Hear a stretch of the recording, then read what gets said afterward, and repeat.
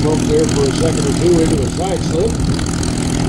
And you have to lose the altitude and go off the airspeed into that slide slip maneuver. Come right on down here to the runway.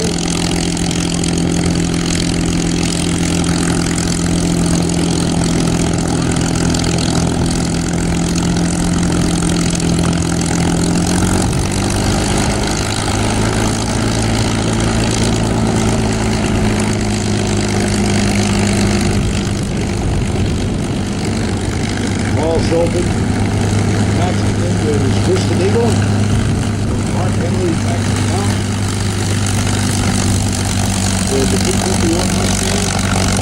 Ladies and gentlemen, how about a nice big round of applause for this Scotty Whitesky?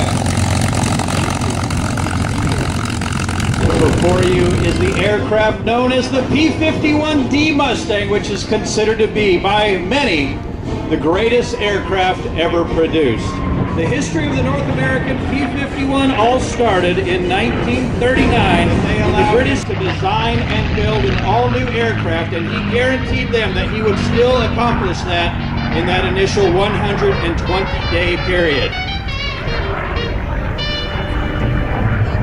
He assured them that this new aircraft would be faster, it would be more maneuverable, it would fly faster or higher, and it would have a greater endurance. The British had been buying the North American-produced T6, or what they call the Harbor Trainer, which is example you can see examples of with the Aeroshell aerobatic team in front of you.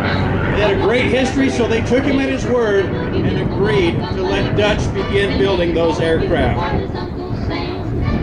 On May 23rd, 1940, the British signed the contract to produce the first of 320 aircraft, which they were going to call the NA-73 Mustang. This very first P-51 was powered by an 1,100 horsepower inline Allison V12 engine. In 1938, Dutch had made a visit to the German aircraft factories of Heinkel and Messerschmitt, and there he learned some of their production engines, which produced 1,500 horsepower into these aircraft, that it really came into its own. With the Allison engine, the British used them for reconnaissance roles, and in the U.S. we had an aircraft called the A-36 Apache, which was primarily used for ground attack. With the introduction of the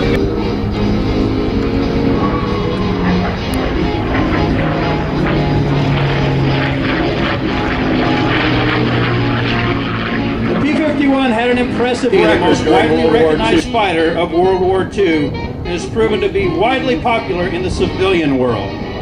The U.S. military and the Royal Canadian Air Force made the largest surplus release of these aircraft in the 1950s and early 1960s. When these aircraft were produced new, each one cost the government approximately $51,000. Condition. Around in